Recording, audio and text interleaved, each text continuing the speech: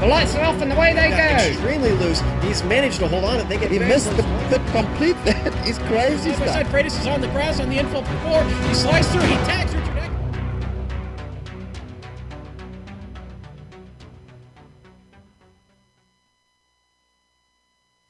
Take a New York traffic jam, put it on the hills of San Francisco, and then give it the speeds of a Montana highway. You've now got a feel for multi-class racing at Canadian Tire Motorsports Park.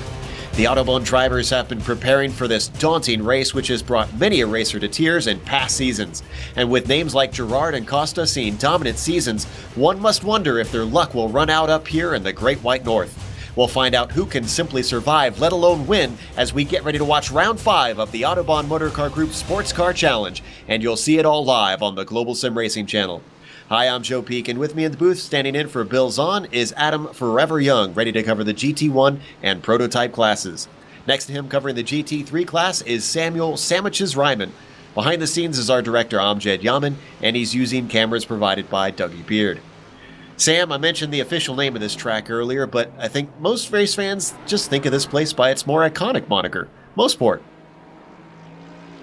Yes, Joe Mountain Peak, you are right about that, and as Joe's name implies, Mosport has a lot of peaks and valleys with a lot of elevation changes around this small 2.4 mile track. The track guide says it has 10 turns. That's nice, but the drivers will tell you that doesn't feel like it's true, as they'll all be up on the steering wheel today. How about you try and count the turns with us for yourself ahead of tonight's 60-minute race with our GSRC lap guide.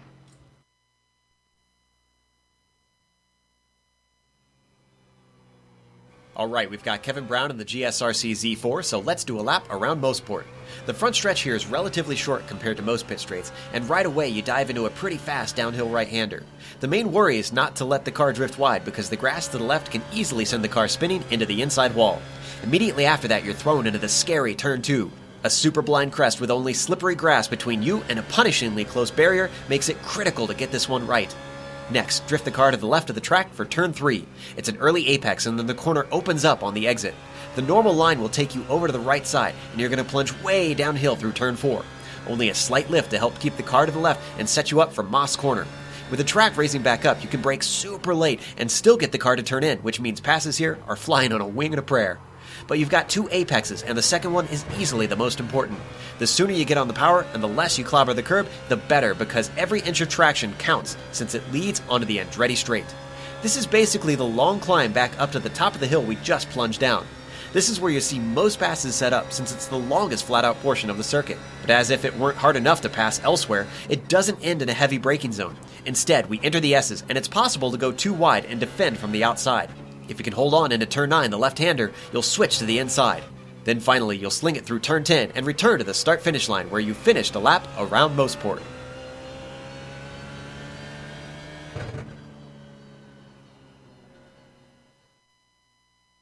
Well, a relatively quick trip around this very hilly track, as Sam was talking about. Unfortunately, we don't have Bill to give us his amusing metaphors this week, but we do go to Adam Young, who's going to do his best Bill impression to get us up to speed. I'm not even going to try to do a Bill impression. That man's one on his own right there. But hey, you know, of course, very tight championship going on right now with the prototypes.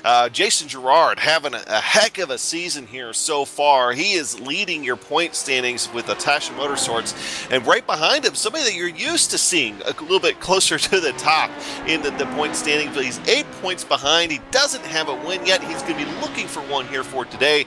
Robert Tinsey sitting down in second in the points, and coming off a disappointing Sebring finish, John Ulmer right now in third, but he is a good 40 points behind your leader, Jason Gerard. Fourth place belonging to Daniel Gralty, and fifth place, Mark Schindel. Those two swapping positions after Sebring. We take a look at the GT1 championship, and Wojciech Swartowicz bringing home 133 points so far, just running by himself as a privateer, along with Paul Darling. Paul Darling losing the point lead after his finish at Sebring, but only by 1 point. So definitely got a lot on the line here for today, trying to get some momentum back as well after losing the point lead. Billy Smith, the second, running 23 points behind. Steve McGarvey back there as well, and Matt Quinn making an appearance into the top 5 for your points in the GT1s. Now GT3 is Lauro Costa, 132 points so far this season. Right now he is doing his best. He's doing what he needs to do to try to run away with it. Benjamin Hackison, 33 points, tied with second with Bradley Haley as well. Both those guys 33 points behind. 44 points behind, you'll find Dave Hill and Robert Jackman tied for 4th. So very, very good points battle going on in the back part of the top 5 for your GT3s. Now, your team championship. Of course, here in the Autobahn, a team championship carries a lot of weight for you. Team C Carbon right now on top of the board with McLeish, McGarvey, and Jackman. And then they are taking over that top spot from SRN Motorsports. And then falling back even a little bit further, Autobahn Sports West as well, about 10 points out of that. So very, very tight up at the top of the team championship here so far this season, Joe. 5 rounds in, of course, a lot can happen. And as you know, a lot can happen here at Mosport tonight. And we expect a lot to be happening in this relatively short 60-minute race.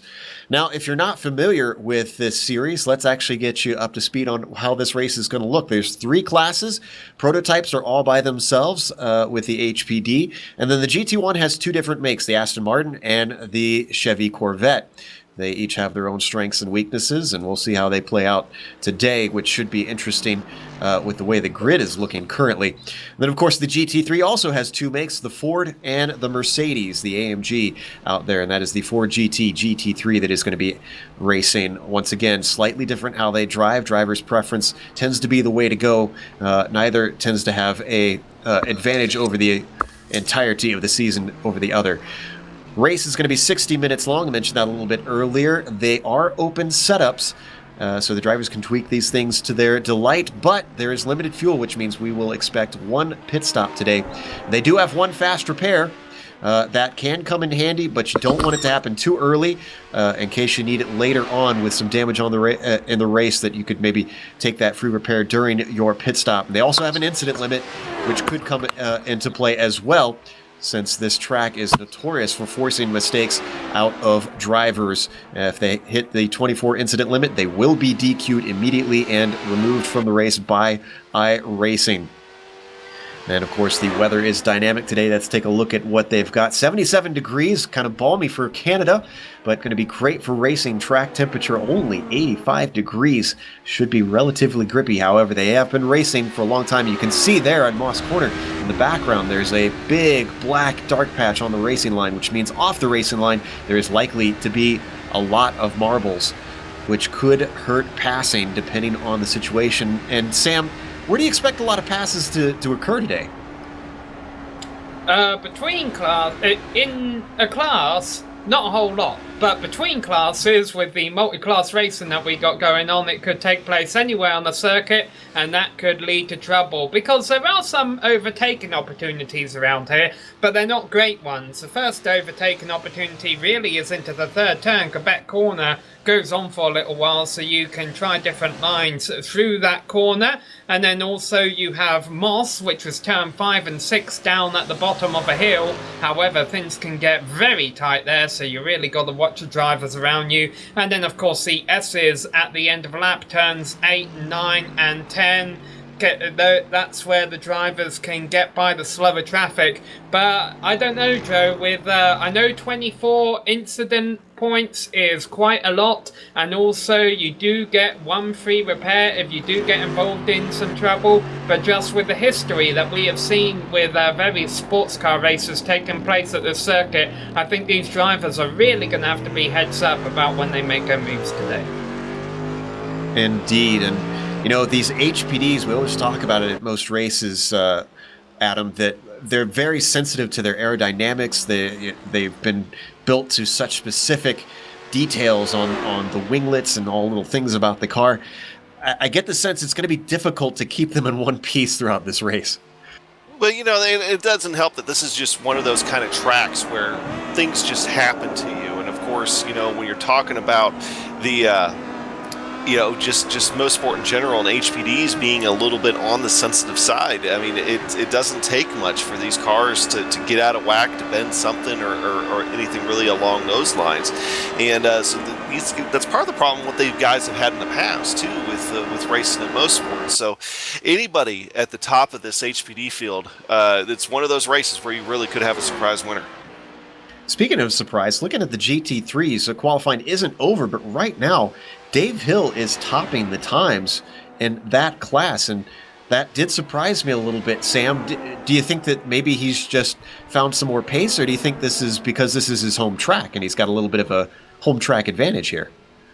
Well, I think a home track advantage helps, but Dave Hill hasn't been performing too shabbily the last few races. I think he's been getting a couple of top fives out there. The more surprising thing about it is the fact that he's in a Ford GT, and I think I'd have to look back in the stats, but I think I'm safe in saying this is probably the first time we've had a Ford GT on pole in GT3 this season. Of course, you also have a Mercedes car in that class. A lot more drivers seem to prefer the Mercedes. As you mentioned, Joe, there's no real faster car, but it seems our top drivers in GT3 are usually in Mercedes. However, Dave Hill, as you mentioned, looks like he's going to be starting on pole in that Ford GT in the GT3 class today.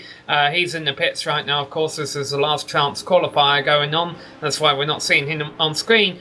But it will be interesting to see if he can hold on to that top spot ahead of Chandler Rubeck and a lot of Mercedes lined up behind him. Now, Adam, one of the interesting things as I was putting the script together today and looking at the points, you mentioned how close it is between Svirdadovic and Darling in the GT1 class. They both have 2 wins. They both have 2 podiums. They finished in the same positions. But that single point that you pointed out, well, that was a bonus point. That's made the difference. I'm starting to wonder if this season is really going to be so close in that GT1 class that it's going to come down to maximizing those little bits. Yeah, you've got to do what you got to do throughout the course of the season and, get whatever bonus points you can. And, of course, that means that sometimes, as you well know, to get those bonus points, you've got to put yourself in maybe a position that maybe you wouldn't otherwise put yourself. So, that very well could be it. And that just goes to show the competitiveness and evenness of some of the drivers at the top tier that you find in the Autobahn series. It's always a great series to watch, and you're going to be in for a show today. It'll certainly be fascinating today. Svirdadovic currently sitting on pole in the GT1s. And, Santana has found some pace in the GT3s as he's moved himself up into second in the GT3 class in that Merc, toppling Chandler Rubeck down a position. He might be looking good today. He was usually not one of the fastest drivers in the prototypes back when he was over there, but looks like he's found his bailiwick over here and the slowest class as we watch Jimbo Pfeiffer finish his last chance qualifying run. And if you're wondering what we mean when we talk about last chance qualifying in this series, they split all the different classes up into their own qualifying 15 minutes each. But if you cannot make the specific time that your class is out there, they allow these final 15 minutes before the race to get out on track and do mixed class qualifying. However, you can only take part if you haven't put a qualifying lap in one of the previous sessions within your specific class. So it kind of prevents guys from trying to game the system. The downside, if you choose to wait for this one, is since it is mixed class, you can be interrupted, or you're more likely to be interrupted during your qualifying lap, which we've only got 1 minute left here as we get ready to watch 60 minutes of racing here in the Autobahn Motorcar Group Sports Car Challenge. This is round 5 here today in this season 5 of this series, and we're so glad to be back again this season. We've been enjoying since we called it in the midst of season 2. It has always put on thrilling, unpredictable races as we ride on board with Jimbo, and I'm sure today will be just as unpredictable. And speaking of predictions, it's a tradition here, and Adam, you've been a part of it before, but just a reminder, we like to do picks of who we think's going to win in each class. I'm going to come to you first. Who's looking hot? Oh, okay, that's right. Put the fill-in guy on the spot here. I just think that you can't argue against somebody like Robert Tinsley. We all know Robert Tinsley for the prototypes he's due. He hasn't been able to pick one off yet this season. He's been able to finish on the podium, so he has still the consistency. It is still the Robert Tinsley we know and love. But I do think that in a crazy race like what you're going to find here today, I think he's going to be the one that comes out on top. For the GT1s, who I've been kind of watching a little bit over the course of practice and qualifying here, I'm going to go with Stephen McGarvey. I think he has a pretty decent chance here today in the GT1 class. And for your GT3s, I'm going to go out on a limb. I'm going to say Bradley Haley. I like Bradley, very consistent driver, and I think he's going to be able to stay out of trouble today. Sam? Yeah, well, I think Adam hit the nail on the head there talking about Bradley Haley, because I think you are going to have to be good at strategy to get the win today, and Bradley Haley proved that he could get the win last time out at Sebring by using strategy. However, I also think there's something to be said for Dave Hill qualifying on pole in the GT3 class. He seems to know this track quite well, and there's a reason we don't talk about him a lot during the races. It's because he's not an exciting driver to watch. He just goes out there and gets the job done, and hopefully today he can go out there and get the job done in front of the rest of the GT3 cars. Well, those Prost-like performances can win races and sometimes even win you championships. You don't have to be thrilling to get out and get those P1s rifled off. So we'll see how that plays out. With the qualifying over, let's go to the grid because everyone has put their laps in and has exited the track. Let's do this by class as we have been. John Ulmer is going to be on top. He's got only a 10th, though, over Jason Girard, who's on a hot streak this season. And then we've got, on the beginning of the second row, Adam's pick, Robert Tinsey. I have to agree. I think he's about due this season without a win, which is highly unusual for him, the way he's been performing the past few seasons. Starting fourth, Alex Simonik, another driver who's really been looking good, just needs to try and get things a little bit more consistent in his finishes. Dino Topic will be starting fifth, with Jimbo Pfeiffer rounding out row 3 in 6. Daniel Gralty will start the race in 7th, followed by Sean Reese in 8th, with Lionel Duprat starting in 9th. Mark Wilson will round out the top 10, with Chris Pence starting in 11th. Then we've got Ryan Bird in the dozen spot in 12th, with Alan Haysbeck starting 13th. Tim McLeish will be 14th, and John Paquin, in what we're getting used to, starting at the back of the HPDs in 15th. What's the GT1 class looking like, Adam? Yeah, row 8 on the outside row, 16th position is going to belong to Wojciech Swerdowicz. Of course, he's going to try to continue his great season. Brandon Postma in there as well. 18th position is going to belong to one of my other picks, Stephen McGarvey. Leif Peterson running in 19th. Troy Schuster will start in 20th position overall. Going into the next line of cars here, row 11 is going to belong to Billy Smith II. Matt Quinn starting alongside him. Paul Darling's back there, Ryan Huff. David Stockrider is be in 25th position overall. Paul Lindsay in 26th. Carter Kundiger, 27th position. Matt Owen starting in 28th overall. Sam? Yeah, here we get to the GT3 class. At the bottom of this page, we've got Hill and Hell lined up alongside each other. Dave Hill and Kevin Santana. I'd say Hill because he's got the number 666 on that machine. Hopefully he'll have a heavenly race so today. Chandler Rubeck and Bradley Haley round out row 2 of the GT3 field ahead of Sheldon Rosenbaum, who was the fastest in practice in GT3, and Armando Edwards. Patrick Fleming and Jim McInnes round out the top half of a GT3 field ahead of an all-4 GT row of Scott McGarvey and Robert Jackman. David Tejeda is then behind in the Mercedes, with Christopher Sherburn in the last of four GTs in the field. Mark Kudrowski, Sheldon Woloshin and Miguel Meyer round out the field. And there is your 43-car field, which around this 2.5-mile track is going to be a lot of traffic to deal with. Expect drivers to have to be lapping cars quite a bit, even in only 60 minutes of racing, as the roof pace car gets along its way for the pace lap. They're going to split the starts and give each other a little bit of a buffer to try and give a little room. But as always, once those HPDs start to come up to that GT3 traffic, we'll try and hop on board the leader to give you a view of what it's like trying to side through that GT traffic, and especially to try and catch any dramas that play out as they try and lap these cars for the first time through, coming down through Clayton and now into Quebec. Some infamous, wonderfully named corners here on this short circuit that has hosted the Formula One Grand Prix of Canada a number of times before that moved over to the track in Montreal, Circuit Gilles Villeneuve. Have a couple of drivers, I think, Joe, electing to start from the pits, especially in GT3. I think we've got Mark Kudrowski and Miguel Meyer will be starting there. Can't really blame them with the amount of cars we're about to have start at a very tricky circuit. Yeah, Go ahead. I was going to say, in addition to that, we've also got some notable names not on the grid tonight. One of those being Elliot Meem. We want to say get well to Elliot. Not feeling too good coming down with pneumonia, so get well soon, buddy. Hope you're able to watch in bed. Which is really a shame considering that Mimi is leading the amateur championship and the prototype. So sad to see him not able to try and continue to fight for that. But they do have drop weeks, thankfully, in this series. So they can have a few of those mistakes as you see the GT3s work through Moss Corner, one of the tricky hairpins, double apexer on this track.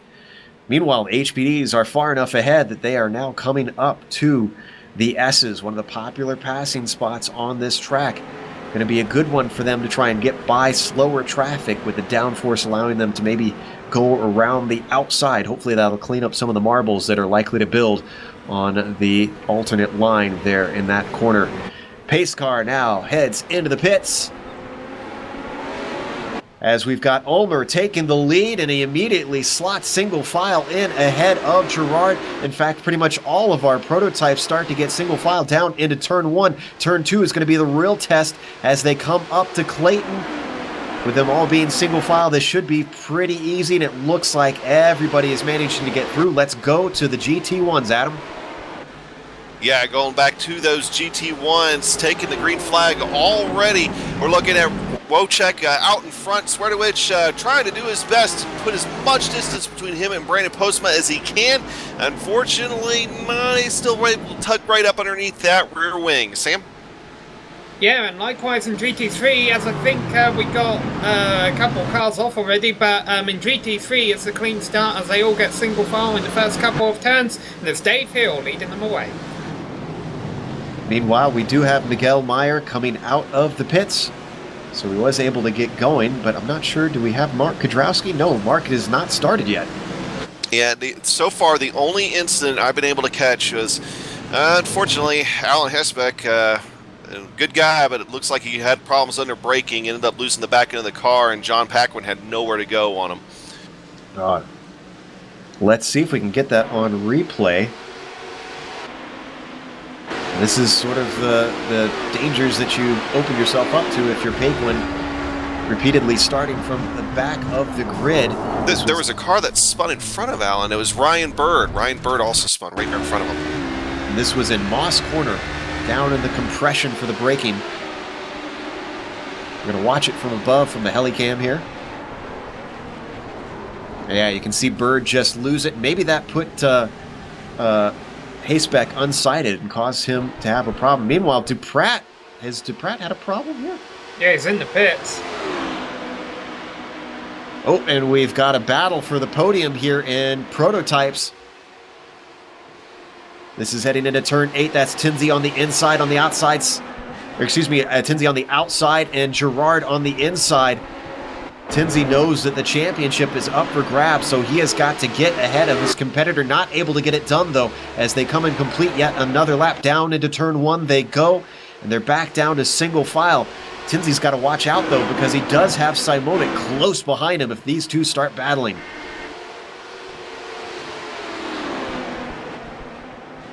Yeah, meanwhile, John Ulmer, right now he's in a position that he wants to see those two try to go at it a little bit more, get himself a little bit more distance. But I think Robert Tinsey right now, he's faster, I believe, than Jason Gerard, at least from what I've seen the first little bit. But, Gerard loses, has a little trouble with the back end. Who's that? Ulmer.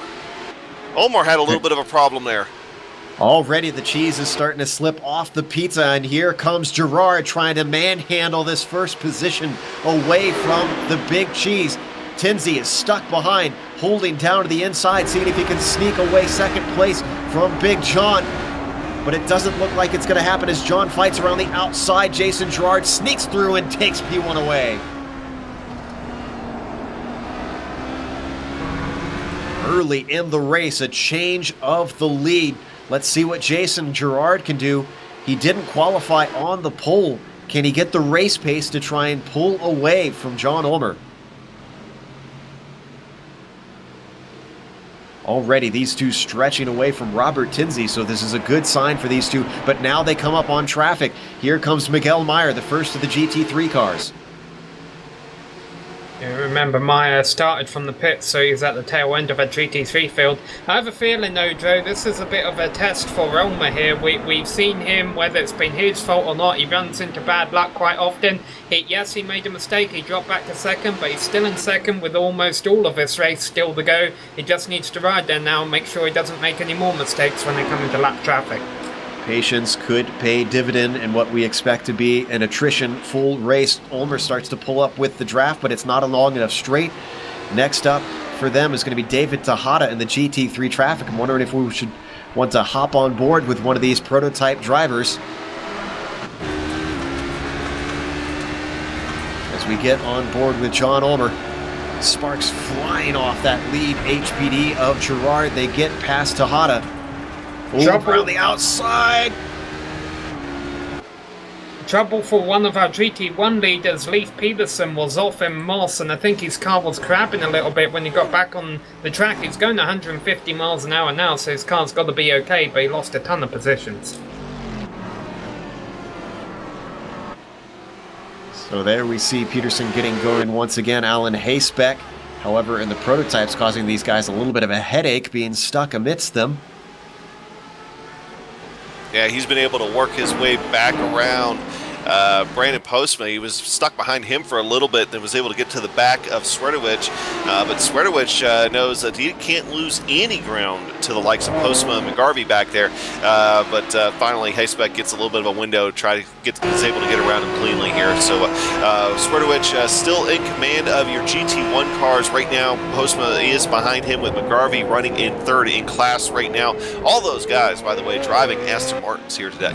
And our prototypes are really in the thick of the GT3s now, and wow, Girard almost gets it into the wall. 3 wide down into turn 2. Ulmer takes advantage, and he sneaks through into the lead. Incredible move. Risky stuff from the big cheese, but he regains P1, going 3 wide down into Clayton, and look at Girard trying to come back at him. They're now heading down into Moss. They're not done with the traffic yet, and here comes Tinsley into the mix. They're not going to be done with the traffic for the next 55 minutes. Yeah, this is definitely just the start of that, but now those guys getting up into the leaders of your GT3 class, so it could give you a little bit more dicey with slightly faster guys here.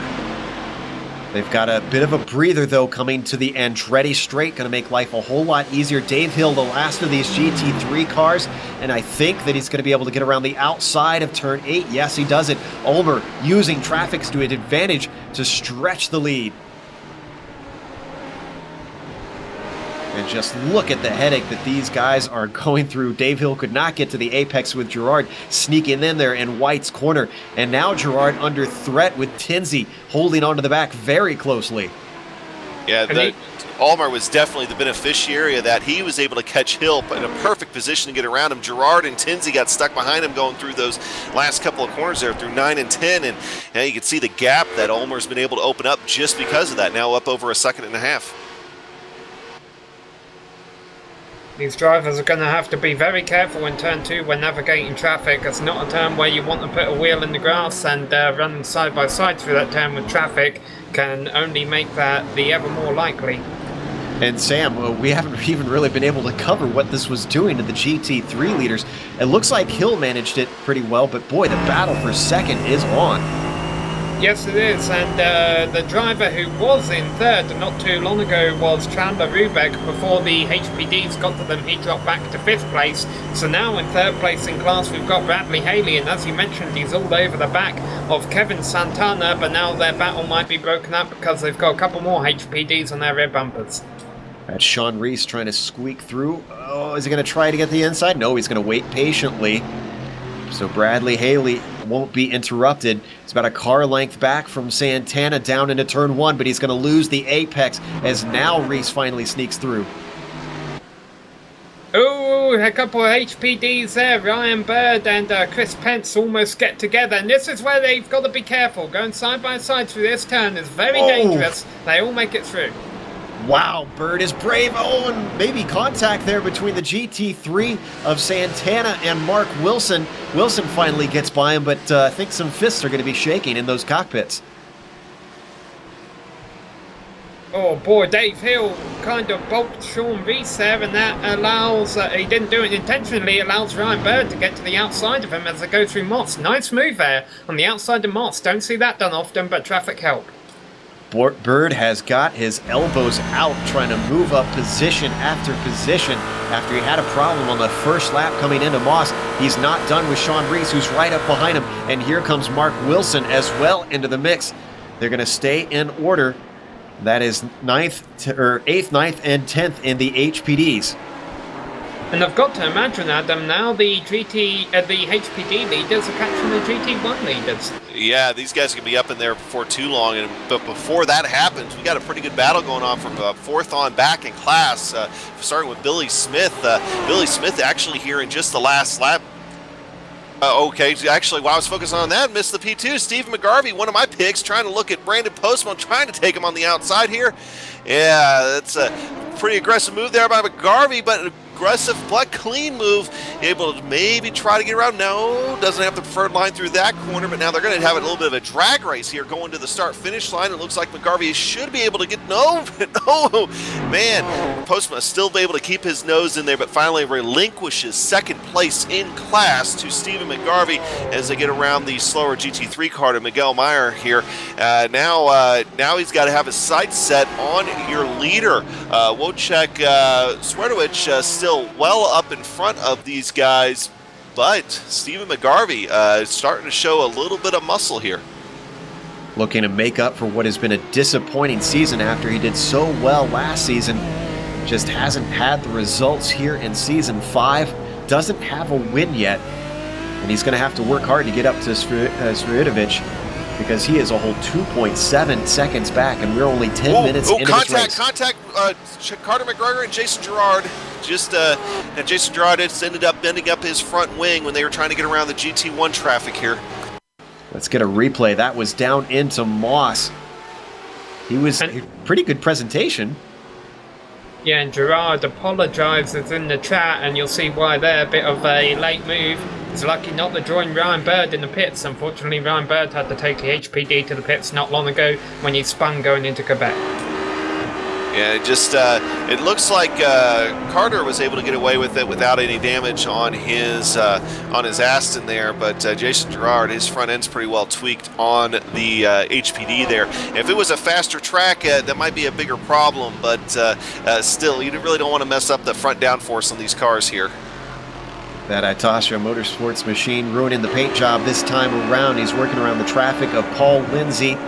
Still has Tinsey trying to hound him, but Tinsey's got Dino Topic now very close. He's getting into the fight. Dino sitting in 4th place currently, trying to see what he can get away from Bob the Blade. Oh! Uh-oh! That was a little bit of a dip off into the grass, but I think the downforce of that prototype really saved him there.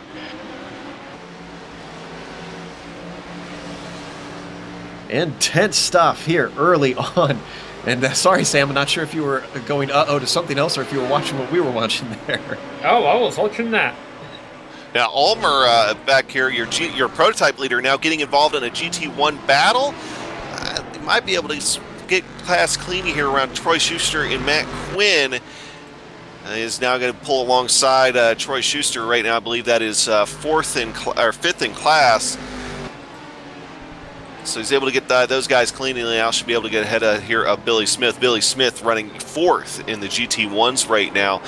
So that just shows how far Ulmer's already worked his way up through your GT1 leaders. And Schuster, oh, sorry, go ahead. I was going to say, you're also starting to see now some mixed traffic. I did see a little, not an incident, but a case a few minutes ago where there's a GT1 car, GT3 car, and an HPD all trying to work around each other. So we're getting to that point of the race here pretty quick. It has turned into the conveyor belt that is Mosport. I was about to say Troy Schuster being down in 5th, not the position we're used to seeing him in, usually fighting for wins. But with Sviatovic and McGarvey coming in, just a lot of top talent really peeling these top positions away. Meanwhile, prototypes, Jason Girard and Tinsey side by side, and Tinsey takes it down into 8. Let's look at the replay. How did that one start? Wonder if traffic maybe played a role here? No, looks like they were on their own coming out of Moss. Tinsey just got himself a run, used the draft down the Andretti straight, and there you see the results going around the outside down into turn 8. Oh, and Ulmer has contact. That's with Paul Darling. Darling off into the barrier. Into Clayton. Oh, excuse me. No, that was Ryan Bird. Ryan Bird, similarly painted car. That's a shame for Ryan Bird because he's already used his free repair. He was involved in a heavy incident earlier on in the race. So this is terribly bad for Darling, who was on 2 wins and 2 podiums. Remember, he was tied. This could come back to have an effect in the championship. He's going to be grateful for these drop weeks. Just spears off, and there's no saving it there, Adam. Yeah, and afterwards, we got to stick with Ryan Bird because I think because of the damage on his car, he ended up losing it off into the grass and hit the concrete and stuffed it into the tire wall as well. So pretty sure Ryan Bird's day here is going to be done. Here goes the battle for second in GT3. Bradley Haley taking a look down the inside to Kevin Santana, and the reason he wants to get this done now, A, he doesn't have to deal with any HPD or GT1 traffic around them, but also look right behind Haley. We've got Sheldon Rosenbaum in 4th place. If he doesn't get second, he may very well lose 3rd. Haley's Comet under pressure. We've lost him in the Pack Majors, but we're glad that we still get to see the excitement he brings here in the Autobahn series. Let's see what he can do. Stuck in the middle of this sandwich. Down the straight, looks like they're spreading themselves out as Kevin Santana gets himself a good run off of Moss down towards turn 8 as they accordion back together. Nobody making a move through the S's. And the problem that's going to make these drivers behind Santana even a little bit more impatient is the fact that Dave Hill at the front of the GT3 field has pulled out a 4-second lead above this pack. Things are looking good for the driver at number 13 Ford GT. The highest Ford that we see, obviously, with him being the leader in the GT3 classes. These guys down in 2nd, 3rd, and 4th, all still close together. Looks like they've started to get some room, though, and nobody's really on the attack quite yet. That could change in the blink of an eye if they have traffic come upon them. That's going to come in the form of Lionel Duprat, potentially? No, he's letting John Ulmer through, so our prototype leader is now coming through. This could affect the battle. I think could is an understatement there, Joe, although mind you, these drivers might get lucky if he gets by all of them on Andretti. Yeah, we also got Simonik, Dino Topic, and also Daniel Grauti back here fighting hard for 4th, 5th, and 6th. And you got to remember that also we got Jason Girard just ahead of them, maybe suffering from a little bit of front end damage. In fact, we're looking like Simonik is going to go ahead and get around Girard here down the Andretti straight. Oh, whoa! Santana gets hit! The GT is round in 2nd, and GT3 gets hit by a prototype from behind. He's stuck in the middle of the track trying to move. Hits the Brubeck, who was running 5th in class. There's a big wad up into the last turn now. Daniel Grolty around. We're going to watch the replay of Santana. This all kicked off with Duprat getting a little bit close to him. You're going to see coming up into White's corner and just Tinsey tips the back of him. When we go back live, Robert Tinsey is spun from 2nd. We'll get to that in a second as we watch this. And if we stick with this, you're going to see the cars going 3 wide with multiple classes. He's trying to get out of the way. And woo! Great save from Dino Topic. Not so much with the HPD he was battling with. I'm not sure who that was. Let's go to Tinsey. And Tinsey had contact with Sheldon Rosenbaum that ended up that's what ended up resulting in that off. So Sheldon kind of pulled a little bit of a late move on Sheldon, and Sheldon closed the door on him. He was having to be aggressive to stay in this thing as he stuck his nose in it. It did not pay off Bob the Blade, and a rare occasion where he does not manage traffic well. try to ride on board. And you can see the closing rate through this corner. The drivers were talking about that. Oh, just try to stick it in a hole that was not there. Dino Topic was telling us before the race that really their best opportunities for these passes is in the corners. So this moves Tinsey down to 6. Let's actually, before we get to the pit stops, let's try and run through the order of each of the class's top 5 so they can get you up to speed. John Ulmer is still leading. He had the pole, he lost it for a bit, and he's back up there now. Gerard trying to give chase, but he's a whole 13 seconds behind after some damage has slowed him down. Alex Simonik giving chase right behind him in 3rd. Dino Topic a little bit farther back, 3 seconds behind the final podium spot in 4th. And Jimbo Pfeiffer, how about his run? He's moved up to 5th. Yeah, Jimbo having a really great, clean race here so far. Your leader right now in GT1, as has been from the start of this race. Look at Jacek Swerdowicz. He is right now running up front in that Aston. Stephen McGarvey, though, he's trying to do his best to hang on along with Brandon Postma, but they have been mired back in some of that traffic out there. Billy Smith, the 2nd, and Troy Schuster, 4th and 5th. Oh, and Postma. Yeah, just right up there on your screen. You saw it right there, a little bit of an incident with Daniel Growdy. Daniel Growdy's trying to recover from that incident just a few minutes ago. Looks like both able to continue on.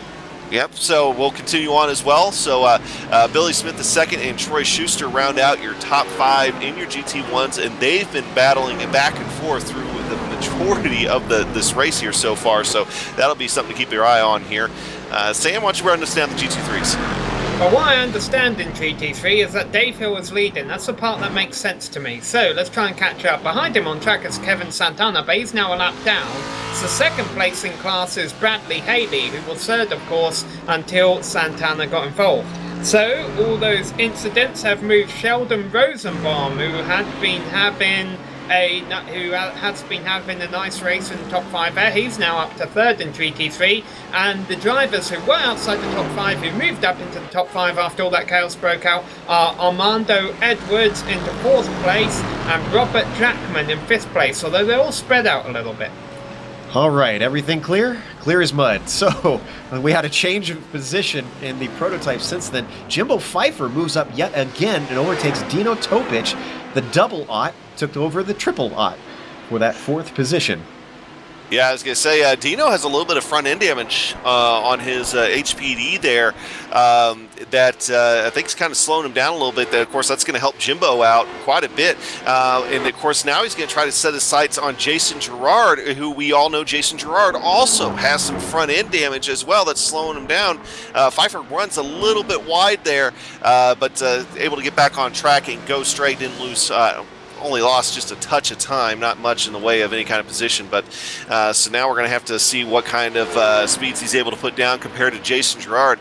Alan Simonich, of course, just passing Jason Gerard just a minute ago. But one thing with that Alex has is a completely clean HPD here so far today. Now, hopefully I'm not putting a curse on him, but that's going to be a rarity, I think, as we go through the rest of the race. I was just about to say that's another change of position. I didn't notice that we didn't catch. Simonik managed to just streak by Gerard down the Andretti straight a little bit ago as Gerard actually goes off a little bit.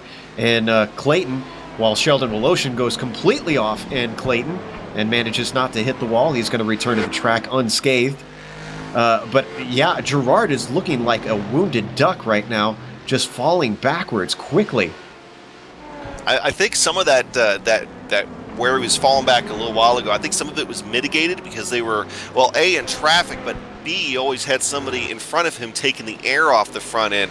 Now that he really doesn't, except now, of course, he's cooking up to Paul Darling, using what he can out of that.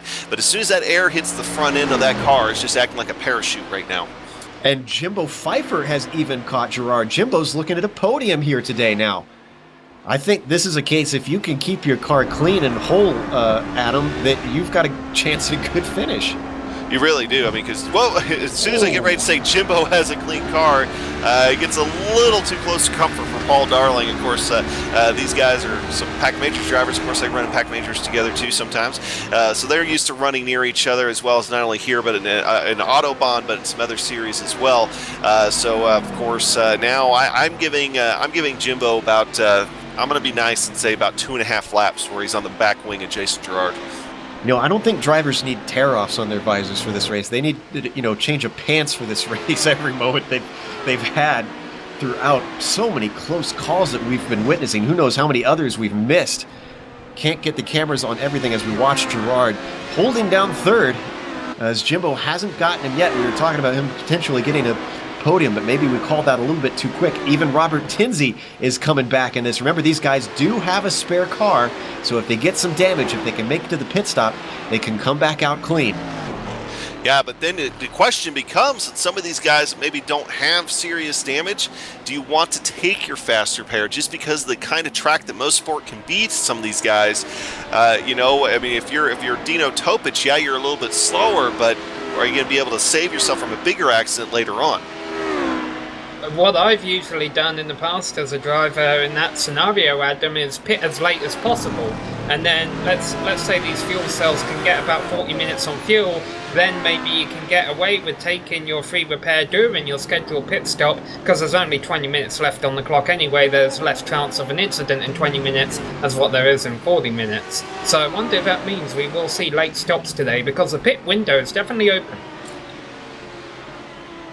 There we see McGarvey trying to hunt down Sviatovic for the lead, and the GT1's only 2 seconds separating them. And in fact, a little bit more, 3 seconds back to Brandon Postma. So those guys aren't within reaching distance, but... Oh, and Gerard and Pfeiffer are within reaching distance as Pfeiffer overtakes Gerard for third place. Okay, so I was off by a lap. The Itasha HPD is dropping like a rock. Here comes Tinsey already looking to overtake. Man, Ulmer's built out a good lead on these guys, Adam. Yeah, Ulmer is just, he's had the luck with the traffic so far this race. He's been able to catch traffic at the right times, but I do know that here in the last little bit, he's actually lost about 2 seconds to Alan Simonik.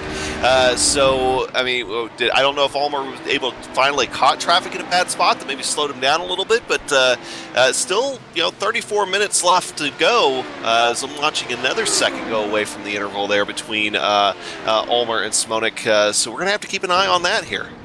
I was going to say, with 33 minutes left on the clock, those pepperonis and anchovies are weighing pretty heavy on that pizza. And with the pit stop in the middle of that, too. So, as you know, things happen. And with what we've seen today, Adam, I'm starting to feel like drivers will need to do this NASCAR style as we see Tinsey overtake Gerard as well, and call out, when they're pitting in, just to keep from accidentally hitting someone when they have to come in. Yeah, I mean, that might not necessarily be a bad idea for sure, especially when you're running in such close quarters. And I did go back and look at Ulmer. A lot of that time that he was losing is because his luck did finally run out a little bit as far as where he was catching traffic. But still, that gap now, about 11.5 seconds, once again, as he still has even more traffic in front of him to work with as he gets around Sean Reese. He's also got Bradley Haley up here as well. Of course, Bradley right now running in second in your GT3s. Meanwhile, we've had a few cars down pit road for scheduled stops, but none of them have really been running up front until now. Robert Trackman, the driver running 5th place in GT3, just made his scheduled stop, so expect pit road to start getting busier and busier in the upcoming minutes. Absolutely. I would not be surprised if we see a few drivers who are in battles try and find themselves some clear track. Although I kind of wonder, Sam, if maybe some of these drivers will maybe try and go as long as they can, like you mentioned, just so that they don't have to try and pass cars that are on alternate strategies.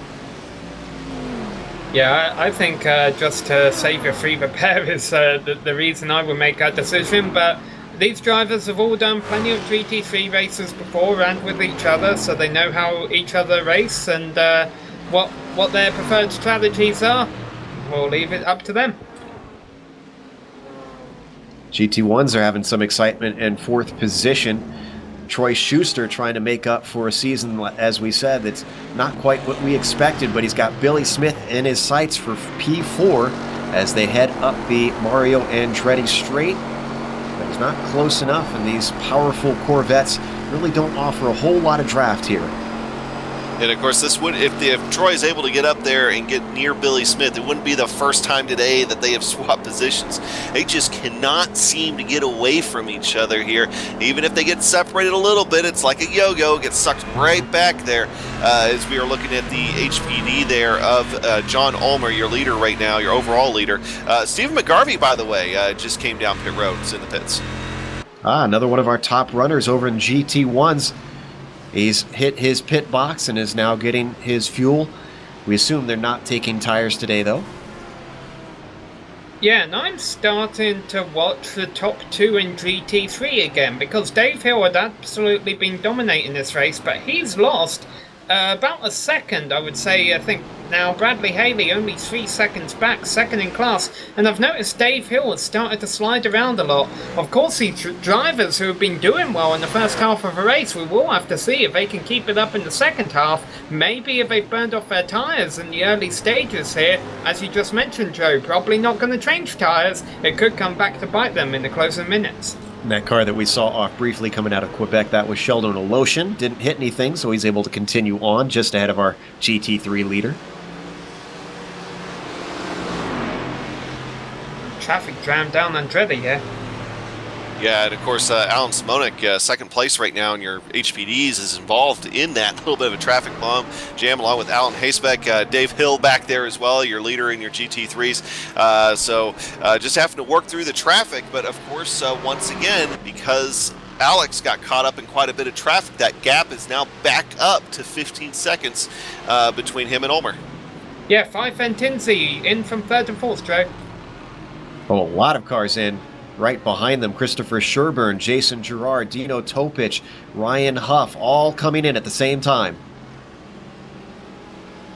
Got to make sure and watch for where your pit guy is, the Lollipop Man, so that you don't miss your pit stall. And look at that, they're all together as well, so that makes it even tougher. The first one out looks like that is going to be Jimbo Pfeiffer. Jimbo just having a whale of a day today. Tinsey having a bit of a long stop, probably getting damage repaired. Pfeiffer comes... Oh, and Pfeiffer having a very close moment with Mark Wilson coming through Clayton. They went too wide. They might have made a little bit of contact. Ulmer in now. Yeah, Ulmer in now. The Pfeiffer came out so quickly, Joe. I've got to be a bit concerned about fuel for him. Yeah, I wonder if Robert Tinsey, since he did have that little bit of a spin earlier on, I wonder if he actually did take tires. Well, Oh, this is true. This is true. The pit stops at HPD, it would have been one tire at a time, so it would have been too long. So ignore my train of thought there. All right, we have a mysterious voice talking in our ears that nobody else can hear. Right. So we got to remember that. So as we see John Ulmer come out from first, and actually he's going to come back in first. Such is his lead. Now, wait a minute. Paquin is in. When did Paquin get in second? Yeah, he's the last HPD that has not come in yet, I do believe. So he's been able to stay up there, but he won't be up there for very long. He's got to come in here sooner rather than later. Simonik just came out of the pits, tried to, and now goes off in the grass, tried to cut off Pfeiffer, and almost didn't make a turn himself. Well, that means that Pfeiffer has now jumped him in the pits. I'm starting to think your Bill theory has some credence that maybe he didn't fuel it enough. Because, wow, that is a significant jump. He was not close behind Simonik, if I'm remembering correctly. Yeah, the thing that made me think that, Joe, is we had 4 prototypes coming to the pits. Oh, and Pfeiffer goes off. Oh, and Moss, and he comes back on the racing line as cars are coming in. We've got another car going off behind him. Who is that? Jason Gerard. Or no. That was Paul Darling. Here we're going to watch the replay. We lost the rear end on entry. That's interesting. Not 2 tires, because he didn't take tires, so that's weird. And then Paul Darling just spun off in sympathy. I'm wondering if starting to see a couple of parts of the track that are just covered in dirt. And I'm wondering if maybe he just got up there and a couple of those guys looked a little squirrely under braking. I mean, whoa, is that Pfeiffer again? I think that was Pfeiffer again. Did he hit the wall there? He is all the way down to 7th now. He is having a hell of a time after that pit stop, and that's because he was side by side with Dino Topic, who was attempting to overtake him. And in that craziness, let's continue to watch this after this, Jason Girard, because he does a brilliant move after the off here. Look at this, side by side, down into turn 8, easily doables in these high downforce HPDs, still side by side through 9, and then into White's corner, he runs out of track and goes off. Now watch Girard just sneaks through 3 wide and takes 2 positions in 1. Beautiful move. So GT1 pit stops are starting to happen now. Go ahead, Sam. Yeah, GT1 drivers having the stops, but I've been keeping an eye on GT3 pits. Bradley Haley, the driver who was running in second class, came down pit road last time, missed his pit stall, and now this lap he finally comes down pit road and hopefully he'll be able to make it this time. And it's because he has the first pit stall. We just, I guess, didn't realise he needed to turn that sharp last time by.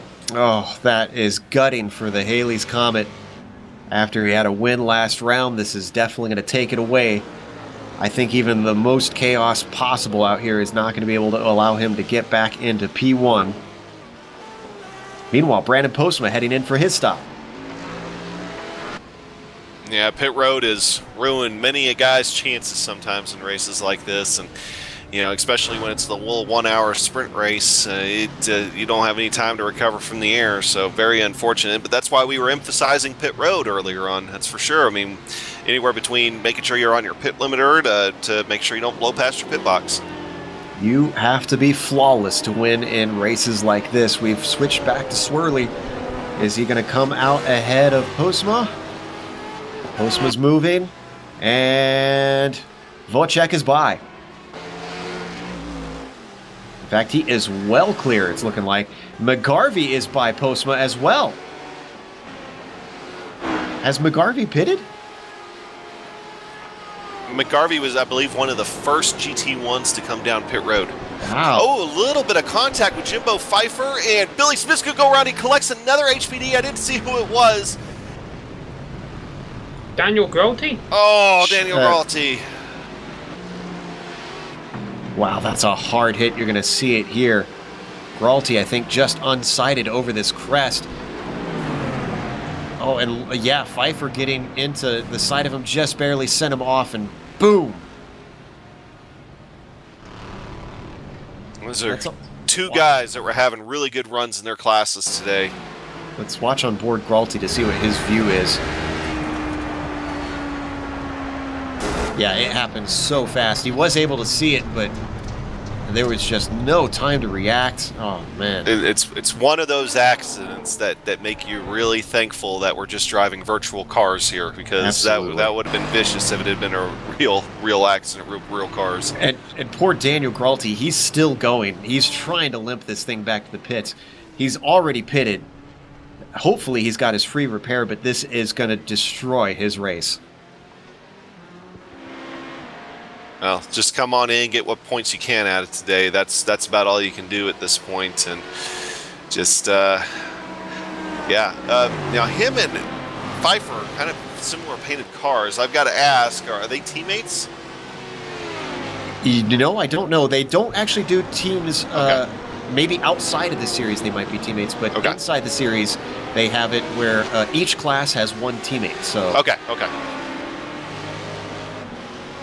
All right, pit stops are done, so let's try and somehow manage a top 10 run or top 5 rundown of each, except for I think GT3s haven't fully finished their pit stops. So John Ulmer still leading it by a whole 20 seconds. Can the cheese stay on the pizza for the final 22 minutes? Alex Simonik, he is up into second, and he's got 3 seconds over Robert Tinsley. In third, Jason Girard trying to make a comeback drive. I'm assuming he's got his car repaired, and he is on fire right now in fourth place, laying those laps down. Dino Topic kind of following him through traffic, seeing what he can do just behind the driver in fourth, the 02. Let's go to the GT1s. Yeah, your GT1 leader right now, Stephen McGarvey, has kind of shaken out in the lead. Stephen was one of your first guys to pit, and ever since his pit stop, he has just been on fire in that Ford GT. And you got to go back a little bit, I believe, to find excuse me, Aston. Sorry. Wow, I'm having that kind of day, folks. Wojciech Swerdowicz, accordingly running in second in your GT1s. Of course, he's pretty much led out the field almost the entire day here so far, but not here lately. He's going to have to try to chase down Stephen McGarvey. Running in third is Brandon Postma. Postma right now with Talon Motorsports and that teal Lou Aston. He's got right behind him is Troy Schuster. Troy Schuster trying to get that position over Brandon Postma. And will he be able to clear him going into the next corner? And it does look like that Troy Schuster is going to be able to take third and that podium spot away from Brandon Postma. So, okay, we're going back up to the front. Stephen McGarvey along with Wojciech Swerdowicz. Oh, get a little close there. A little bit too close for comfort there. I believe that is that Miguel Meyer there in that Mercedes GT3 car getting involved in that battle. So now that these things are tightening up real quick here, Wojciech is going to be trying to retain or the lead that he had earlier on. So I guess the correct phrase would be take back, right, Joe? He wants to take back the lead. So this is going to be a tight battle here for the next couple laps. We're probably going to want to stay on it. Oh, and we're hearing that our GT3 leader has headed in. Yeah, and he's just came out of a pits, and I think drops him back to about third in class. We'll try and get an update here. They'll temporarily move Armando Edwards, I believe, up to the lead in the class, but he has yet to pit. Boy, we were talking about Stephen McGarvey earlier and how he's not been having the greatest of seasons. He must have been listening to the broadcast and says, all right, I'll show you guys. I'll get back up to P1. And he's holding off Svetodovic by the slightest of margins. Swirly is probably not going to stand for that. We've seen he has been a fierce fighter and a great competitor so far this season. He's a rookie, keep in mind, despite leading the championship. He is coming in swinging. Yeah, not a thing wrong with that, but he's going to tuck right up under the rear wing of Garvey's Aston there. That was one of those little close calls, but both those guys have it well in hand. They also got to worry about the HPD of Alan Hayspec coming up behind them here. If Wojciech might be trying to, if they could able to catch him at the right spot, maybe he can try to use some of Hayspec's draft to maybe get a little bit of a position on Steve McGarvey as far as maybe trying to get his right front up to his left rear quarter panel or something like that. But these guys are definitely going tooth and nail here for the GT1 lead. Oh, I think Hayspec is going to get in the middle of it. He sneaks into the inside of Swirly, and he's going to split him just momentarily. Stays behind, coming through White's corner, waiting for the front stretch, and you could see the difficulty that these HPDs are having in lapping traffic. They've got so much downforce on these cars with the extended corners, these long, fast corners of this track, just requiring them trying to glue these things to the pavement.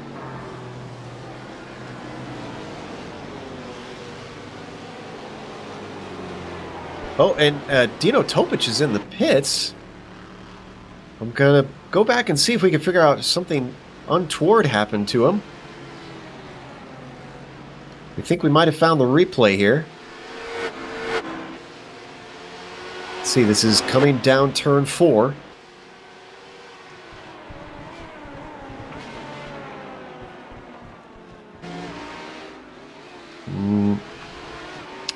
Is that it? Oh, no! Oh, just stepped a wheel off coming out of Moss Corner. And she does not like to accelerate straight with one on the pavement and one in the grass. Let's go to GT1. Yeah, that battle is heating up between Wojciech and Steven here. Both Aston Martins, one black, one white. They're running side by side here, going through White's corner there, turn 10 onto that front straightaway. See all the dirt getting kicked up. That's how dirty that front straightaway is right now. And it looks like Gocek is going to be able to go ahead and take back the lead. But Stephen McGarvey not done. He is letting them know, hey, I'm still here. I still want that position. I'm going to fight you for it every step of the way from here on out. And it looked like that Christopher Sherburne, who was in that Ford GT, played a little bit of a role in it, acting as a pick for Svirdadovic, allowing him to finally get single file down into turn 1. As you said, Stephen McGarvey close behind, less than 3/10 back, as they now accelerate out of Moss Corner and spool those engines up, those V12s, down the Mario Andretti straight. And finally, confirmation that Armando Edwards does not have a magic fuel cell as he pits from the GT3 lead.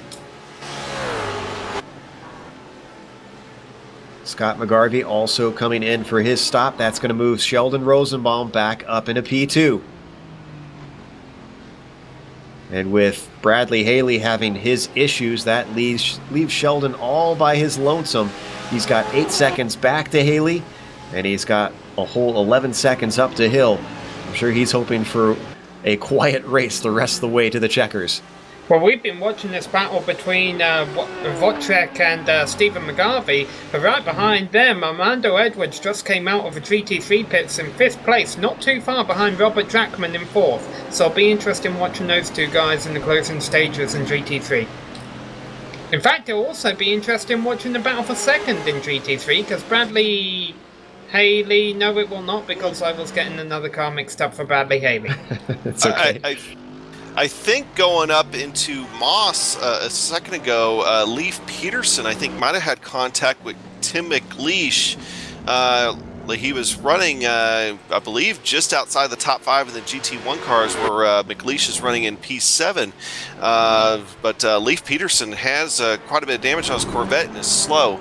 He's actually in the pits. Scott McGarvey is going back the other way. He just had an incident with another car in Moss. Remember, this is a GT3 car that had been running in the top 5 because he hadn't pitted yet. So he should be still able to salvage a top 10 out of this, but that's not going to help him. Oh, he got tipped, it looks like, by Troy Schuster. We're going to see it here coming down into Moss. And Troy was apologizing on the chat. And there you can see why. Yeah, that was a very late move, unfortunately, and that Ford GT goes around. Thankfully, everybody... Oh, whoa, who was that going around the outside into the dirt? That was close. Alright, top 5 rundown GT3. Here we go. Dave Hill leading. That's to be expected. It's pretty much been the case all race long. The drive in second has changed hands a few times. Right now it's Sheldon Rosenbaum, and he is not being hotly pursued by Bradley Haley, but he is being pursued by Bradley Haley because Haley has dropped back to 3rd after missing his pit stall the first time down pit road. 4th in class is Robert Jackman, also another Ford GT driver who has been progressively getting better and better as the season's gone on, but will he be able to hold on to 4th? Maybe not, because Armando Edwards is close behind him in 5th in the Mercedes. Up into prototypes, I'm noticing that John Ulmer's still leading, but he's got about 12-13 seconds over Simonik. No traffic around him at the moment. That'll change as he comes up to the car of Bradley Haley. Closest battle we've got in the prototypes is Sean Reese trying to chase down Tim McLeish. About a second between those cars. Ooh, the GT1 lead is getting ready to try to heat up again here as Swiatowicz is really being hotly pursued once again by Stephen McGarvey. That interval right now is down only a couple tenths of a second as they are just driving the wheels off those cars. Like, I'm watching Wojciech here. Man, he is sawing on the wheel of that Aston, trying to get every little bit out of it right now, Joe. Oh, we might get an opportunity here. Here comes McGarvey with the draft as he tucks up behind, moves to the left side. Svirdadovic moves to the inside to try and defend. You can go side by side and make this move work. It's going to be tough, though. He's got the inside of turn 9. Still they're side by side now, coming up to White's corner. Make a little bit of contact as you shove him off the road. No, he gives them space, and now they're going to have Ulmer coming through. Yeah, that's the part I was worried about, just knowing John Ulmer's like while those two were beating and banning going through the last turn, but he sneaks on by. I've got to say that the way these guys are driving these Astons, they are having to drive them here at Mosport today. They are both up on the wheel. You can watch inside the car, see them sawing on the wheel, trying to get what they can out of it. It's like I was just saying about Wojciech. Well, McGarvey's doing the same thing right now. So two very, very good skilled drivers going at it for the win in GT1 with 12 minutes now on the clock. McGarvey wants back on top. Swirly wants to stay on top. Which will overcome here with these 12 minutes left to go. Down to the Mario Andretti straight once again. They've got Sheldon Rosenbaum to try and lap. And I think at least Wojciech should get him before turn 8, but I don't think that McGarvey is close enough. Or will he? No, he's not going to be able to get him by the corner. This could be the opportunity that Stephen McGarvey needs as he gets held up just a little bit. He's going to sneak inside of Rosenbaum, and they both managed to get through cleanly.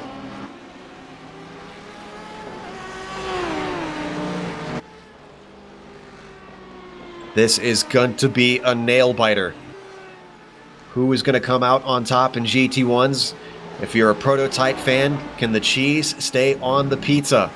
And if you're in GT3, can the local boy Dave Hill bring it home?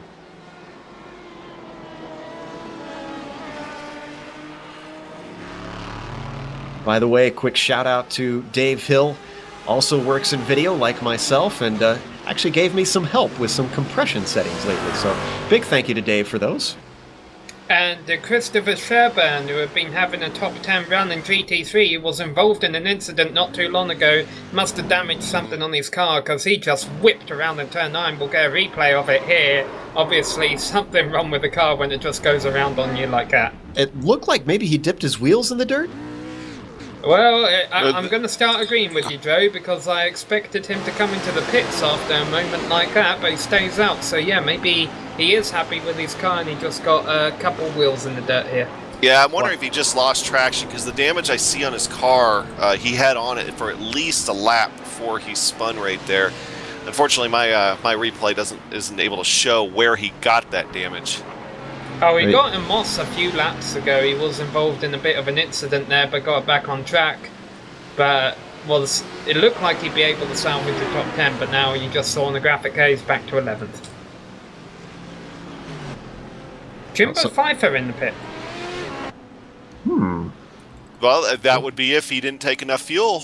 Maybe we were wondering about that and how quick his stop was.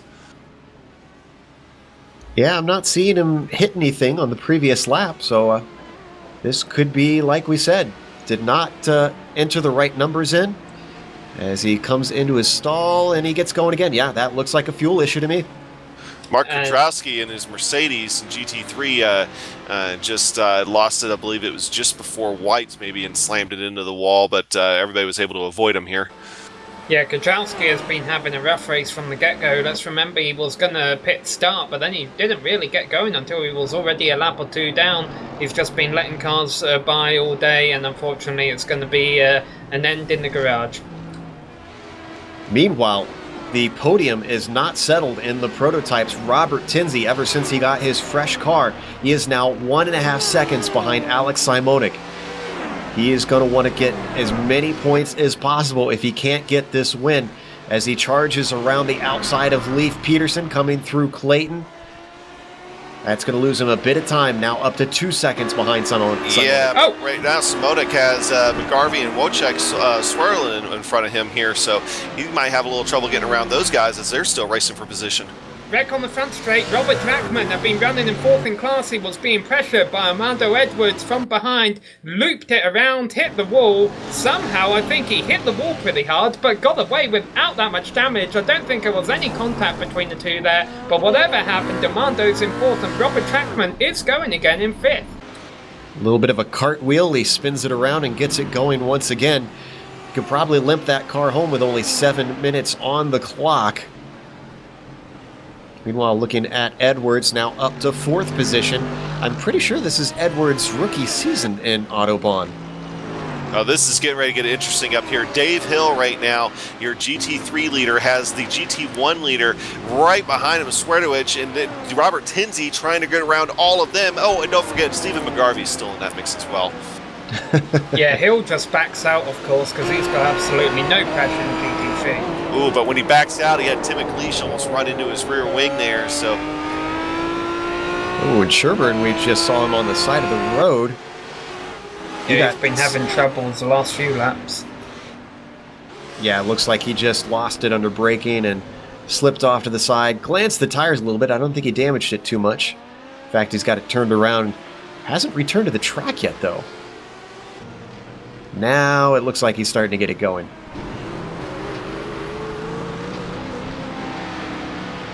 He's staying off the track, though. Now he returns back on. I'm starting to wonder if maybe he does have some kind of damage that's making the handling a handful. With all this late drama, I mentioned we saw one driver drop out of the top 10 in GT3. Another driver who's moved up into the top 10 in GT3, we got Kevin Santana and Miguel Maya running 9th and 10th, which is pretty good for them considering the fact that Kevin was involved in trouble early on while running in 2nd, and Miguel Maya running in 10th in class now, started from the pit. We keep taking glances at that GT1 battle because it's still within half a second. I want us to keep the cameras on this, but just an update. Tinsey has been dropping off, so what initially looked like he was gaining on Simonik in 2nd, he's now losing time. Could have been traffic, though, that is getting in his way. Meanwhile, Sviatovic gets a little bit of a break on McGarvey, extends it to nearly a second now as they get split by the car of Gerard. Yeah, Gerard kind of breaks up that battle just a little bit between those two. That gap is now widened to about 0.7 of a second. Now, that's still pretty close, but it was about 0.3 of a second just a few laps ago. Only got 5 minutes left on the clock, Joe. Normally at this point we're saying, well, the race is almost over, this is how they're going to finish, but with the way this race has been going, I'm sure someone else is going to give us a highlight here. Well, there is no fat ladies singing yet, and boy, things can change until the end. We saw Dino Topic one year have an accident on the very last lap from P2 and have to limp it home with a broken car. You just do not know when you're racing Mosport in multi-class racing as we continue to witness this battle between Wojciech and Steven. The HPD you see there, that's the HPD of Sean Reese. Haven't talked a lot about Sean Reese here today, but he has quietly been able to work his way up into 8th position. In fact, he practiced in 8th. He qualified in 8th, and right now he's running in 8th, but he's had a very quiet day back there. Well, Reese, if you're playing the lottery, I guess pick the number 8 today.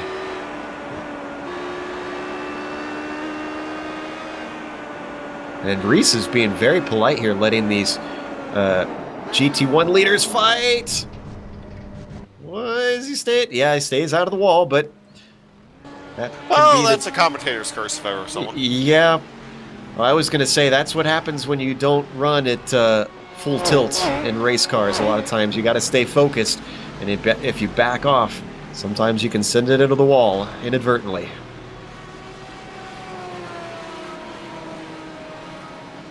Thankfully, I don't think he lost too much as far as... He did lose one position to Chris Pence. Chris Pence, the Texas driver back there as well, is able to get the spot. He's had kind of a quiet day there. Chris is a good guy. In fact, he's a guy I got my wheel off of a couple of years ago. Nice. So we watch 8th place continue on. Tinsey has closed the gap. He's halved it once again down to 1.5 seconds. I'm not sure if he's going to be able to catch up to Simonik, though. This has been another one of those yo-yo battles. Simonik coming up to Ryan Huff. This could close it in depending on what he does here. Is he going to wait behind? Yes, he does. Yeah, he almost has to right there. I will say, though... Oh, and look at the closing right here comes Tinsey. Sorry to butt in, but he's now right on top of him. I thought maybe he'd have a chance to get him down into Quebec. There's the downside to try and be impatient. No need to apologize there. That closing rate was insane. And Christopher Sherburne almost losing it in front of him. He's in the tire wall hard. He is on his lid. Was that netcode? No, I don't think it was netcode. I think it was just, it wasn't his preferred line, and the back end just stepped at him a lot like how we saw him get snapped loose a little while ago. But hard contact into the tire wall. Oh, disappointment for Sherburne. That for sure is going to send him into the pits as he has to take a tow with that car being on the wrong side. Meanwhile, with 2 minutes to go, Robert Tinsley has now gotten to the back of Simonik. How hard does Simonik fight for this second position? I'm actually thinking we might have an extra lap here, Joe. The timing when Ulmer crossed the line, I think he's going to be taking the white flag with less than 10 seconds left on the clock. HPD is running about 1 minute 5s for their laps. So as we got a minute 41 on the clock, yeah, I'd say pretty much for sure we could get an extra lap here. And what I was trying to say right before Christopher Sherburne wrecked is that the cars, there is lap traffic, but they are pretty evenly spaced out right now to where they might be able to cleanly get around them, and that's leading to this pretty good battle here between Simonik and Robert Tinsley. Simonik going to duck up behind the GT1 car to get a draft. Go ahead. Billy Smith, I think, ran into trouble earlier this lap and he's in the pits now. I think he'll be able to get back out on course, but it might cost him a couple of positions. Yeah, seeing him dropping down the leading board, he had a really good run going too. Oh, let's go to Ulmer. He's in a lot of traffic. He's having to be patient. This could affect whether or not we get that extra lap because he's going a lot slower.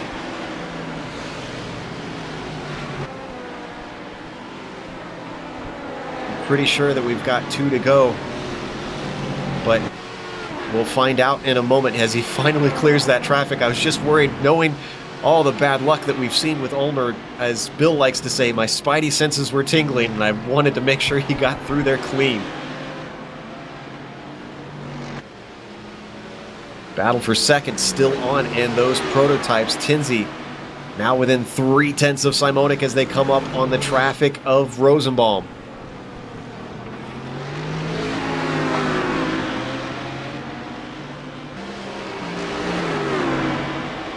Right, looks like we're about to get the white flag here as Ulmer comes through the last turn with a little over... Oh, he's going to hit the line right about with 2 seconds left on the clock. Yeah, in fact, Ulmer went out and let everybody know that he just got the white flag. One more lap for the cheese to stay on the pizza. He's gotten 1 win this season. Can he make it 2? Can Ulmer get back into this championship title fight? Works his way around more traffic. The battle right there is definitely the one on the racetrack. Swertovich and McGarvey, that's been kind of broken up a little bit by the HPD of Alan Haysbeck. So now the focus will probably be on that second place run for the HPD right now. That thing is going to be tightening up here now, down to about 0.3 of a second between Simonik and Tinsley. I'm keeping an eye on Ulmer as he heads up the backstretch. Whoa!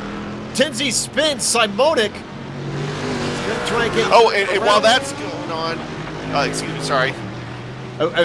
We've got to go to our leader because he's got 2 more corners to go. John Ulmer is going to get his second win of the season as he comes around White's corner. The cheese is on the pizza. Not too far behind him will be our GT3 winner of Dave Hill. Well, things got crazy in the last lap. Contact in prototypes for the battle for second. Not happening in GT3. Dave Hill, no pressure from behind, is going to win his home race here at Mosport in that number 13 Ford GT. It is not done yet in the GT1s. Less than a second between McGarvey and Sviatovic. They come to the backstretch. This was going to be the best opportunity. I think McGarvey, without being close enough, is going to lose his chance. At best, he can hope for a mistake from Vocek. They do have a little bit of lap traffic ahead of them in the form of Robert Jackman. I'm not sure if they're going to catch him in time, though. Around turn 8 they come. Up to turn 9, looking smooth for Vocek. Can he get his 3rd win of the season? Around White's corner he goes. A few car lengths between them, but it doesn't matter because the win goes to Vocek. Let's go to the replay of Tinsley and Simonik. I think they swapped back. Yes, Simonik was given the position. Tinsley once again proving he is a fair play driver. And it looks like just traffic forced Simonik down to the inside, and Tinsley wasn't expecting that, and that caused them to come together down into Moss Corner. Yeah, we've seen this happen about 4 times today. A driver, it looks like they just come in way too deep, way too late into that turn. But as you mentioned, Joe, that's not necessarily the case. You're going downhill. It's such a tricky turn, such a slow speed turn. Sometimes the guy in front of you is just going way too slow for you, much slower than you expect. And as we saw several times today, that just leads to the car behind really having nowhere to go. And there we see Tinsley on screen slowing and letting him through. Great job by Tinsley. He knew that he didn't want to take that second place in those sorts of circumstances. But as we come back to live, let's go to break. We'll come back with the unofficial results as well as driver interviews. Stick around though, because on screen we'll have all the upcoming races here on the Global Sim Racing channel.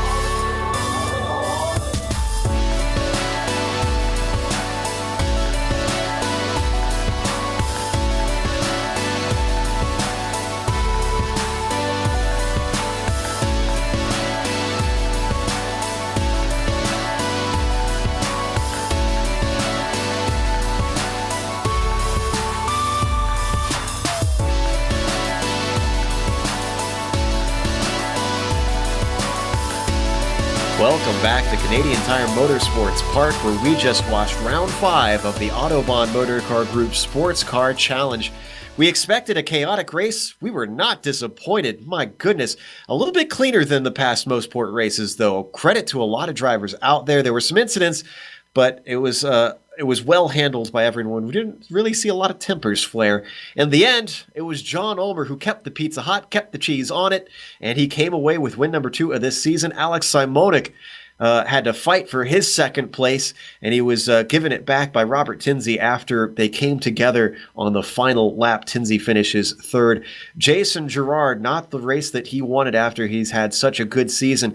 First time off the podium for Jason, finishing in fourth this season. Jimbo Pfeiffer rounds out our top 5 with John Paquin making a recovery drive. Remember, he had that incident on the very first lap. Well, he came back to 6th after all of that. Tim McLeish finishes in 7th with Chris Pence coming home in 8th. Sean Reese comes home in the 9th position with Alan Haysbeck finishing in 10th. And Mark Wilson, the last of our prototypes, running at the finish in 11th. Adam?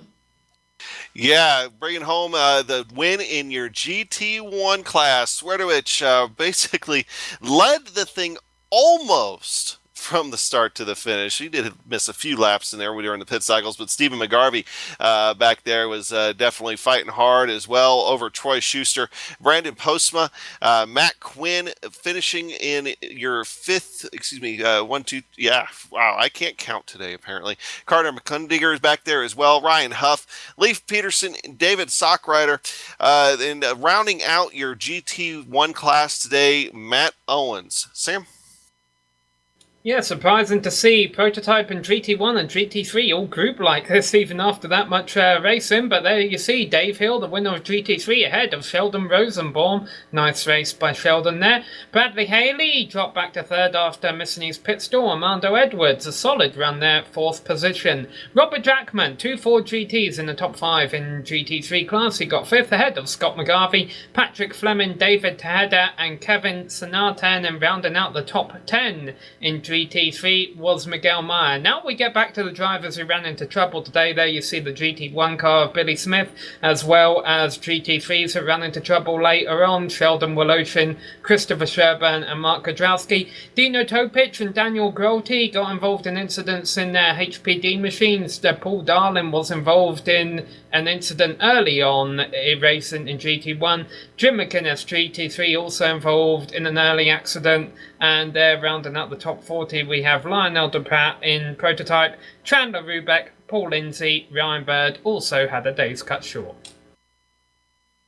We've got interviews to do now. First up, we're going to talk to one of our winners, and Adam Young is going to be talking to our winner in the HPD class, fellow Texan, who managed to deliver today. It's John Ulmer.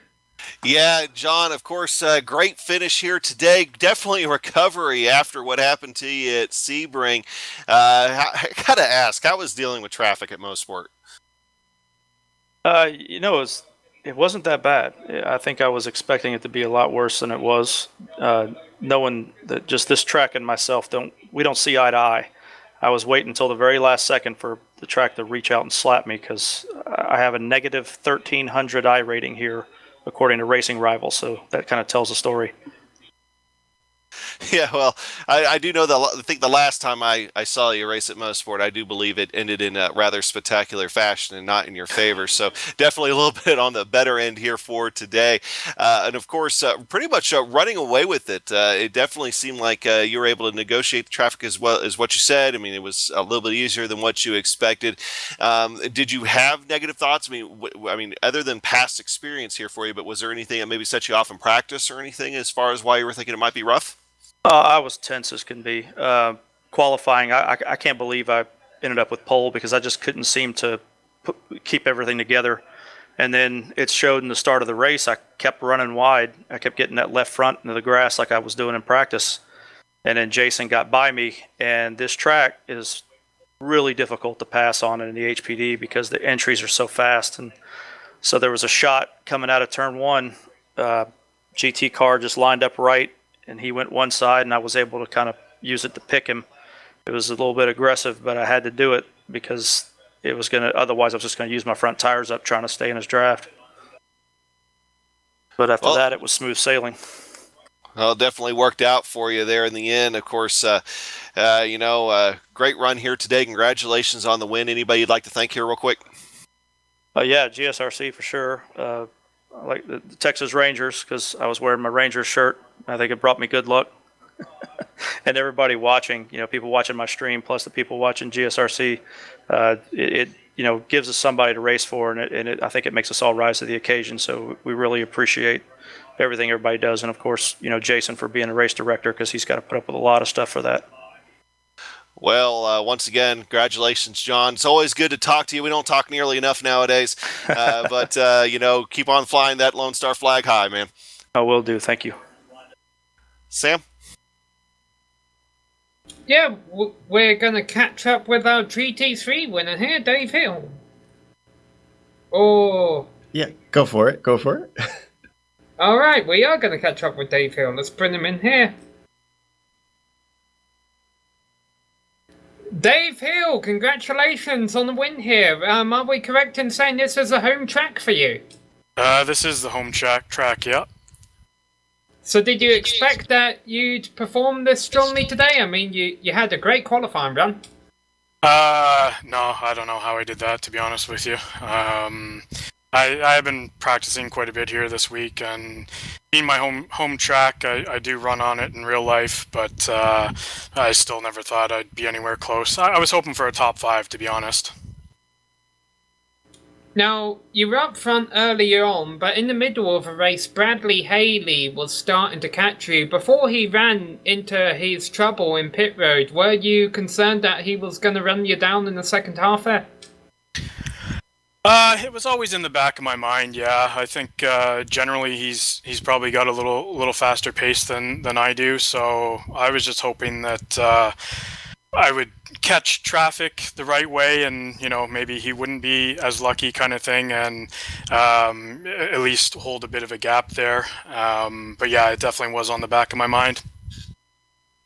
How bad was the tyre wear out there today? Because we saw you sliding around a little bit at the halfway point. Actually, it didn't seem too bad. I thought it was going to be a lot worse. I think I just had a couple laps where kind of got away on me there, and just tried to bring it back. But it wasn't as bad as I thought it was going to be, because that was on the back of my mind going into this race as well. But just tried to be smooth and stuff, because I know the big high-speed corners can take a beating on the tires here. With Lauro Costa and Benjamin Hackerson not here, this is going to be a good day for you in the points. You were 4th in the points entering today. Is a championship something on your mind? Not really. I'm just kind of out here trying to have fun and do the best that I can, although I'll definitely take the win. It's a pretty good feeling. First win I've ever had since I've started, and I've started, I guess, 5 seasons ago, so I don't know, it's pretty cool. Absolutely. Is anyone you'd like to thank for helping you get this win? And if not, we'll let you go. Just my teammates, Matt Owens, Robert Jackman. We do a lot of racing together outside of the league, and I'm sure that helps and stuff like that. And that's about it. All right. Well, thanks for coming to Alcantara, Dave. We look forward to seeing you back out there. Cool. Thanks a lot, guys. Talk to you later. And we also have our winner in the GT1s waiting in the wings. Wojciech Sviatovic has come to talk to us about what is win number 3 for him this season. Wojciech, that's a hat trick. How are you keeping it up at the front like this? I'm just trying to do my best, and yeah, it's happening. I don't know. Well, a lot of drivers came into this race worried about the traffic, but you had not just the traffic to worry about, but also a lot of pressure from behind from Stephen McGarvey for the second half of the race. How did you deal with that? I think everybody lost a lot of time in traffic. I was, 4 seconds ahead at one point. Then the gap disappeared. I tried to just be better safe than sorry. If I had to wait another corner, I did that. Most of the time I tried not to push the issue and, just to make sure I'll finish this race. Well, we're going to have a similarly quick track at the next round with fast corners being at Watkins Glen, but it's a lot longer lap time. Are you looking forward to that track? Do you think you can fare as well as you have at the last three? Hopefully so, yeah. I really like this kind of flowing tracks without sharp corners, because sharp corners, where I'm usually losing some time. At least that's my impression, and I really like flowing long corners where you can really concentrate on the line and nail the line and just get a good exit. So Watkins Glen is really my kind of track. If it's gonna work, I don't know. Hopefully so. We'll have to wait and see. I'm guessing that means Motegi will probably not be a happy place for you. Once again, congratulations, and this should mean your lead in the championship should be extended. Yes, yeah, especially as Paul had a trouble today. I'm not sure if he even finished the race. I've seen him coming out at one stage, so yeah, definitely breathing room in the general classification. That's quite nice. Should certainly help you. Well, that was Wojciech Sviatovic, we're getting it right this time, who joined us today, winner in the GT1 class. I think we have time for one more, and wonder if we should do Bradley Haley, talk to him about how his race went, and see if we can figure out why he had to come in a second time. Actually, we know why he had to come in a second time. Sam, would you like to talk to Brad? Yeah, Bradley, we saw the issue you ran into there was... Am I correct in saying you had the first pit stall? How did you end up having the first pit stall if you didn't start at the back of a grid? I don't know. April Fool's joke, I guess. I came through and I came in really hot. But I watched the replay and there was no way I could have saw that the way I came in. Yeah, we need to emphasize to people who aren't used to iRacing here that the pit stalls kind of reset after qualifying, so you had no way of knowing that was your pit stall until you came into pit road. Yeah, and he was hiding, and he didn't get the lollipop out until I was almost even with him in the replay, so I was so mad. So embarrassing. Well, I can understand you're mad because you looked to be running down Dave Hill right before that round of pit stops. Did you think you could have something for him in the second half of a race there? Yeah, unfortunately when Kevin spun, I thought, okay, so now I can, I was running a lot of wings, so I couldn't get past him on the straights, but in the corners I was being held up, and I knew Dave was fast, and he had good pace and practice all week, and I've seen him in a couple BSS races, and he does well. So I knew it would be close, but I was pretty confident I could get up there, and I thought if I could pit before the HPDs came back through again, I could save a second maybe, but that didn't work. Now, so your race, you're up there in second, then you drop back to third after what happened in pits. But the guy who finished ahead of you, Sheldon Rosenbaum, and the driver who finished behind you, Armando Edwards, those are two names we're not always used to seeing it dicing up front there. Were you surprised to see those guys up there racing you? And if not, are you thinking that they could be a threat later on in the year? Sheldon for sure. I've raced with him in a couple regular races, and he's got the pace.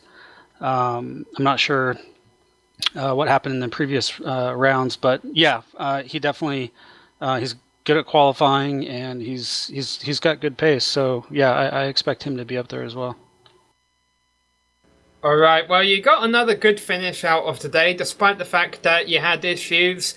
Moving on to the next race at Watkins Glen, do you think you can get another W there? I'll work on it. Talk to my pit crew, make sure they're out front so I can see them. But I like that track, and it's fun. We'll see. The Ford's pretty quick on the straights, so we'll see how the Mark handles it. All right, well, thanks for coming to talk to us, Bradley. Hopefully we'll be talking to you again from Victory Lane soon. Thanks, guys. Really appreciate what you guys do. Good work. And with that, we are going to close things up today. Everybody's able to finally sit down and relax for a moment after an intense and exciting race here in the Autobahn Motorcar Group Sports Car Challenge. Of course, thank you to the Autobahn Motorcar Group for sponsoring this series and helping put it on. And thanks to John Ulmer for organizing everything. The head honcho always puts a lot of work into this, not just practicing out on track, but making sure everything runs smoothly behind the scenes. Thanks to the software and hardware that we use for our broadcast, you can see listed on your screen. Additional thanks to our musical contributors Eric Ekholm and Casey Lalonde, whose music you can also find at the websites listed. Thanks to the team today, Adam, Sam, Amjad, and Dougie. If you'd like to find out more about GSRC, you can find it at globalsimracingchannel.com, along with archive races and upcoming broadcasts. We're also on Twitter at GSR Channel and Facebook at /GlobalSimRacingChannel, where you can remind me to update my scripts before we go to air. Next race is going to be at Watkins Glen. That'll be Monday, April 9th or April 17th at 9:15 p.m. Eastern. Should be an interesting one with a lot of long straights, but could prove to be problematic with traffic at points in the lap. We'll also have upcoming races for other series on screen, so check those out and mark them down on your calendar. However, until next time, race clean, race hard, and we'll see you on the track.